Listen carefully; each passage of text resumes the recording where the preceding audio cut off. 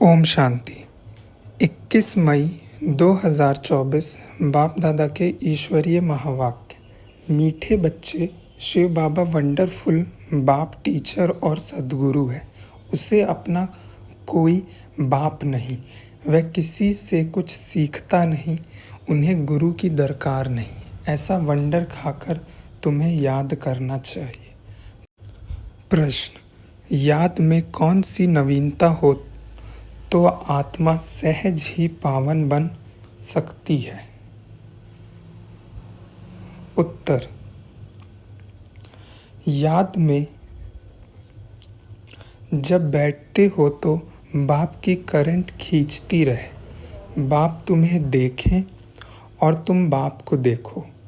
ऐसी याद ही आत्मा को पावन बना सकती है। ये बहुत सहज याद है, लेकिन बच्चे घड़ी घड़ी भूल जाते हैं कि हम आत्मा हैं, शरीर नहीं। देही अभिमानी बच्चे ही याद में ठहर सकते हैं। ओम शांति। मीठे मीठे बच्चों को यह तो निश्चय है कि यह हमारा बेहद का बाप है, उनका कोई बाप नहीं। दुनिया में ऐसा कोई मनुष्य नहीं होगा जिसका बाप ना हो।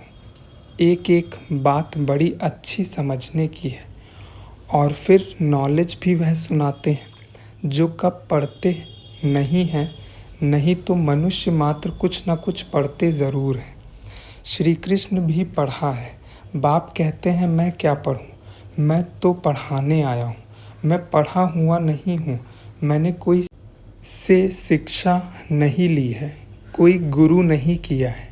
ड्रामा प्लान अनुसार बाप की ज़रूर ऊंचते ऊंच महिमा होगी। गाया भी जाता है, ऊंचते ऊंचा भगवान, उनसे ऊंचा फिर क्या होगा। न बाप, न टीचर, न गुरु। इस बेहद के बाप का न कोई बाप है, न टीचर है, न गुरु है। यह स्वयं ही बाप, टीचर, गुरु है। यह तो अच्छी तरह समझ सकते हो। ऐसा कोई भी व्यक्ति हो नहीं सकता। यही वंडर खाकर ऐसे बाप, टीचर, सद्गुरु को याद करना है। मनुष्य कहते भी हैं ओ गॉड फादर। वह नॉलेजफुल टीचर भी है, सुप्रीम गुरु भी है, एक ही है। ऐसा कोई दूसरा मनुष्य मात्र नहीं होगा। उनको पढ़ाना भी मनुष्य तन में है। पढ़ाने के लिए मुख तो ज़रूर चाहिए। यह भी बच्चों को घड़ी घड़ी स्मृति रहे तो भी बेड़ा पार हो जाए। बाप को याद करने से ही विकर्म विनाश होंगे। सुप्रीम टीचर समझने से सारा ज्ञान बुद्धि में आ जाएगा। वह सतगुरु भी है, हमको योग सिखला रहे हैं। एक के ही साथ योग लगाना है। सभी आत्माओं का एक ही फादर है। सब आत्माओं को कहते हैं मामेकम याद करो। आत्मा ही सब कुछ करती है। इस शरीर रूपी मोटर को चलाने वाली आत्मा है। उनको रथ कहो व कुछ भी कहो, मुख्य चलाने वाली आत्मा ही है। आत्मा का बाप एक ही है। मुख से कहते भी हो हम सब भाई भाई हैं। एक बाप के बच्चे हम सब भाई भाई हैं। फिर जब बाप आते हैं प्रजापिता ब्रह्मा के तन में तो भाई बहन होना पड़ता है। प्रजापिता ब्रह्मा मुख वंशावली तो भाई बहन होंगे ना। भाई की बहन से कभी शादी नहीं होती है, तो यह सब प्रजापिता ब्रह्मा कुमार कुमारियाँ हो गए। तो भाई बहन समझने से जैसे बाप के लवली चिल्ड्रन ईश्वरीय संप्रदाय हो गए। तुम कहेंगे हम हैं डायरेक्ट ईश्वरीय संप्रदाय। ईश्वर बाबा हमको सब कुछ सिखला रहे हैं। वह कोई से सीखा हुआ नहीं है, वह तो है ही सदैव संपूर्ण। उनकी कलाएं कभी कम नहीं होती और सबकी कलाएं कम होती हैं।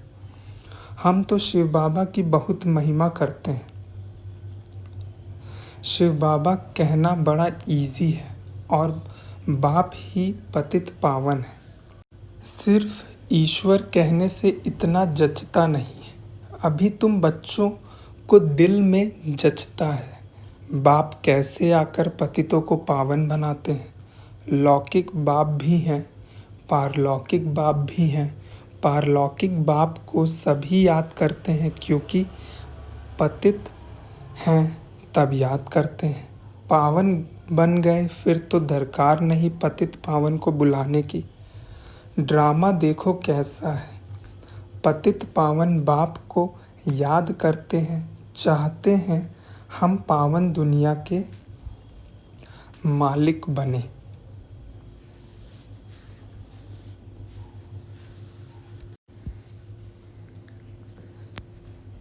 शास्त्रों में दिखाया है देवताएं और असुरों की लड़ाई लगी, परंतु ऐसा तो है नहीं। अभी तुम समझते हो हम न असुर हैं न देवता हैं, अभी हैं हम हैं बीच के। सभी तुमको कूटते रहते हैं। यह खेल बड़ा मज़े का है।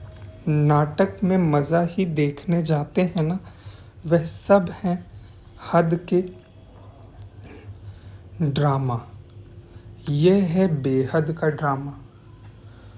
इनको और कोई नहीं जानते, देवताएं तो जान भी नहीं सकते।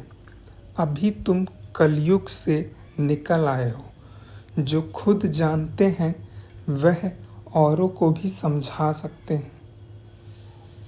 एक बार ड्रामा देखा तो फिर सारा ड्रामा बुद्धि में आ जाएगा। बाबा ने समझाया है, यह मनुष्य सृष्टि रूप झाड़ है, इनका बीज ऊपर में है। विराट रूप कहते हैं ना। बाप बैठ तुम बच्चों को समझाते हैं। मनुष्यों को ये पता नहीं है शिव बाबा कोई से भाषा सीखा होगा, जबकि उनका कोई टीचर ही नहीं तो भाषा फिर क्या सीखा होगा। तो ज़रूर जिस रथ में आते हैं उसकी भाषा ही काम में लाएगा। उनकी अपनी भाषा तो कोई है नहीं, वह कुछ पढ़ते सीखते ही नहीं, उनका कोई टीचर होता नहीं। श्री कृष्ण तो सीखता है, उनके माँ बाप टीचर हैं, उनको गुरु की दरकार ही नहीं, क्योंकि उनको तो सद्गति मिली हुई है। यह भी तुम जानते हो।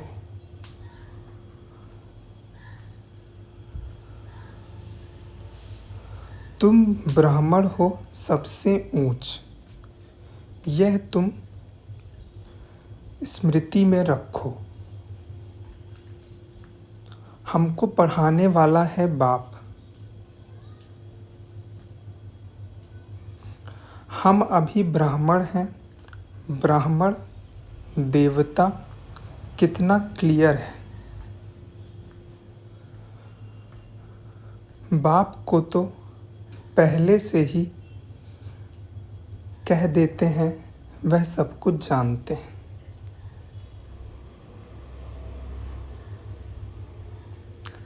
क्या जानते हैं यह किसको पता नहीं। वह नॉलेज है सारे सृष्टि के आदि मध्य अंत की, उनको नॉलेज है। बीज को सारे झाड़ की नॉलेज होती है। वह तो है जड़ बीज, तुम हो चैतन्य। तुम अपने झाड़ की नॉलेज समझाते हो। बाप कहते हैं मैं इस वैरायटी मनुष्य सृष्टि का बीज हूँ। हैं तो सब मनुष्य, परंतु वैरायटी है। एक भी आत्मा के शरीर के फीचर्स दूसरे जैसे नहीं हो सकते। दो एक्टर्स एक जैसे नहीं हो सकते। यह है बेहद का ड्रामा। हम मनुष्यों को एक्टर्स नहीं कहते हैं, आत्मा को कहते हैं। वह लोग मनुष्यों को ही समझते हैं।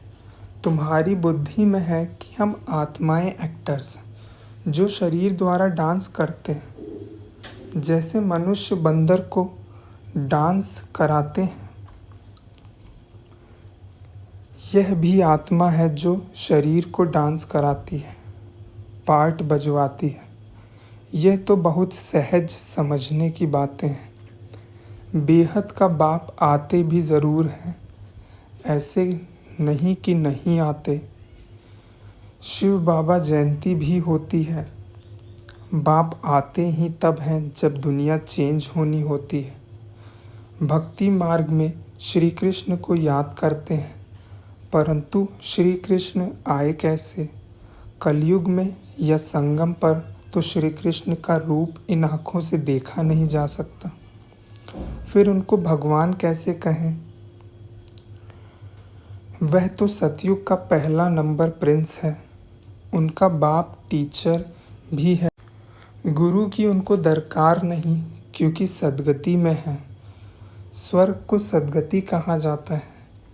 हिसाब भी क्लियर है।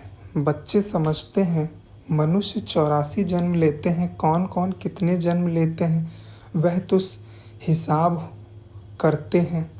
डीटी घराना ज़रूर पहले आता है, पहला जन्म उनका ही होता है। एक का हुआ तो उनके पीछे सभी आ जाते हैं। ये बातें तुम जानते हो। तुम्हारे में भी कोई अच्छी रीति समझते हैं जैसे उस पढ़ाई में होता है। यह है बहुत सहज। सिर्फ एक गुप्त डिफ़िकल्टी है, तुम बाप को याद करते हो तो उसमें माया विघ्न डालती है, क्योंकि माया रावण को हसद ईर्ष्या होता है। तुम राम को याद करते हो तो रावण को हसद होता है कि हमारा मुरीद राम को क्यों याद करता है। यह भी ड्रामा में पहले से ही नूंद है, नई बात नहीं। कल्प पहले जो पाठ बजाया है वही बजाएंगे। अभी तुम पुरुषार्थ कर रहे हो, कल्प पहले जो पुरुषार्थ किया है वही अभी भी कर रहे हो। ये चक्र फिरता रहता है, कभी बंद नहीं होता है। टाइम की टिक टिक होती रहती है। बाप समझाते हैं ये 5000 वर्ष का ड्रामा है। शास्त्रों में तो कैसी कैसी बातें लिख दी। बाप ऐसे कभी नहीं कहेंगे कि भक्ति छोड़ो, क्योंकि अगर यहाँ भी चल नहीं सके तो वह भी छूट जाए, ना इधर का ना उधर का ही रहे। कोई काम का ही नहीं रहा। इसलिए तुम देखते हो कई मनुष्य ऐसे भी हैं जो भक्ति आदि कुछ नहीं करते हैं, बस ऐसे ही चलता रहता है। कई तो कह देते हैं भगवान ही अनेक रूप धरते हैं। अरे यह तो बेहद का ड्रामा अनादि बना बनाया है जो रिपीट होता रहता है। इसलिए इसको अनादि अविनाशी वर्ल्ड ड्रामा कहा जाता है। इसको भी तुम बच्चे ही समझ रहे हो। इसमें भी तुम कुमारियों के लिए तो बहुत सहज है। माताओं को तो जो सीढ़ी चढ़ी है वही उतरना पड़े। कुमारी को तो और बंधन नहीं, चिंतन ही नहीं, बाप का बन जाना है। लौकिक संबंध को भूल पारलौकिक संबंध जोड़ना है। कलयुग में तो है ही दुर्गति, नीचे उतरना ही है ड्रामा अनुसार। भारतवासी कहते हैं यह सब कुछ ईश्वर का है, वह मालिक है। तुम कौन हो? हम आत्मा हैं, बाकी यह सब कुछ ईश्वर का है। यह देह आदि जो कुछ है परमात्मा ने दिया है। मुख से कहते हैं ठीक है, कह देते हैं यह सब कुछ ईश्वर ने दिया है। अच्छा, फिर उनकी दी हुई चीज़ में ख़यानत थोड़े ही डालनी चाहिए, परंतु उस पर भी चलते नहीं, रावण मत पर चलते हैं। बाप समझाते हैं तुम तो ट्रस्टी हो, परंतु रावण संप्रदाय होने कारण तुम ट्रस्टीपन में अपने को धोखा देते हो। मुख से कहते एक हो, करते दूसरा हो। बाप ने चीज़ दी फिर ले ली तो उसमें तुमको दुख क्यों होता है? ममत्व मिटाने के लिए ही यह बातें बाप अपने बच्चों को समझाते हैं। अब बाप आए हैं, तुमने ही पुकारा है।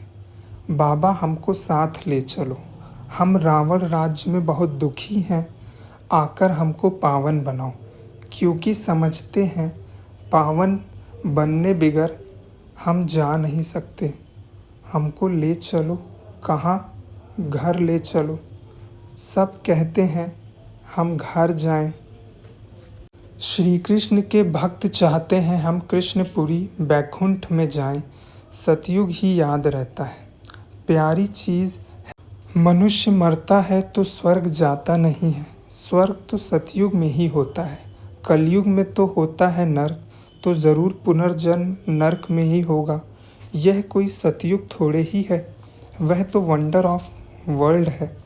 कहते भी हैं, समझते भी हैं, फिर भी कोई मरता है तो उनके संबंधी कुछ भी समझते नहीं। बाप के पास जो 84 के चक्र की नॉलेज है वह बाप ही दे सकते। तुम तो अपने को देह समझते थे, वह रॉन्ग था।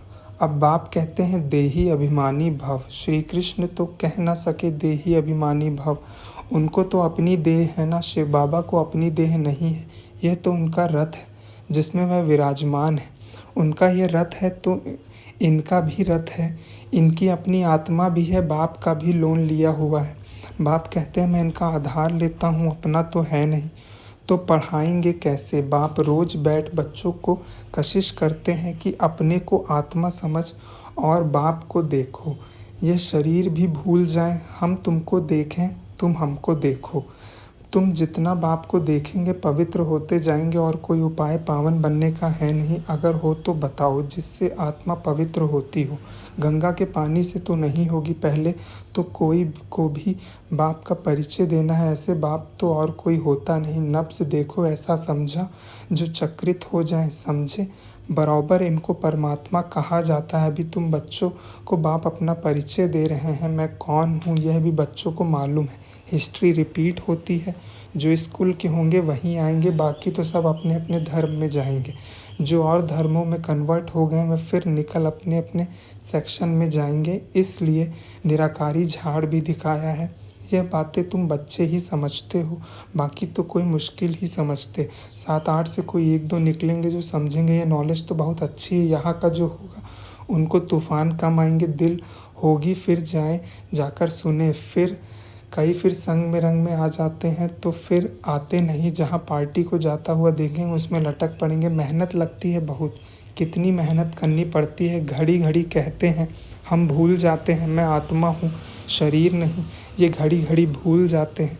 बाप भी जानते हैं बच्चे काम चिता पर बैठकर काले हो गए हैं, कब्र दाखिल हो पड़े हैं, इसलिए सांवरे बन गए। उनको ही फिर बाप कहते हैं हमारे बच्चे सब जल मरे हैं। यह बेहद की बात है। कितनी करोड़ों आत्माएं हमारे घर में रहने वाली हैं, अर्थात ब्रह्मलोक में रहने वाली हैं। बाप तो बेहद में खड़े हैं ना, तुम भी बेहद में खड़े हो जाएंगे। जानते हो बाबा स्थापना करके चला जाएगा, फिर तुम राज्य करेंगे, बाकी सब आत्माएं शांति धाम में चली जाएंगी। अच्छा, मीठे मीठे सिकिलते बच्चों प्रति माता पिता बाप दादा का याद प्यार और गुड मॉर्निंग। रूहानी बाप की रूहानी बच्चों को नमस्ते। हम रूहानी बच्चों की रूहानी बाप दादा को याद प्यार, गुड मॉर्निंग और नमस्ते। धारणा के लिए मुख्य सार। किसी भी एक्टर से रावण हसद ईर्षा करे, विघ्न डाले, तूफान में लाए तो उसे न देख अपने पुरुषार्थ में तत्पर रहना है। क्योंकि हर एक एक्टर का पार्ट इस ड्रामा में अपना अपना है। यह अनादि ड्रामा बना हुआ है। दूसरा पॉइंट, रावण मत पर ईश्वर की अमानत में ख़यानत नहीं डालनी। सबसे ममत्व निकाल पूरा ट्रस्टी होकर रहना है। वरदान, सदा एकरस मूड द्वारा सर्व आत्माओं को सुख शांति प्रेम की अंजलि देने वाले महादानी भव। आप बच्चों की मूड सदा खुशी की एकरस रहे, कभी मूड ऑफ, कभी मूड बहुत खुश, ऐसा नहीं।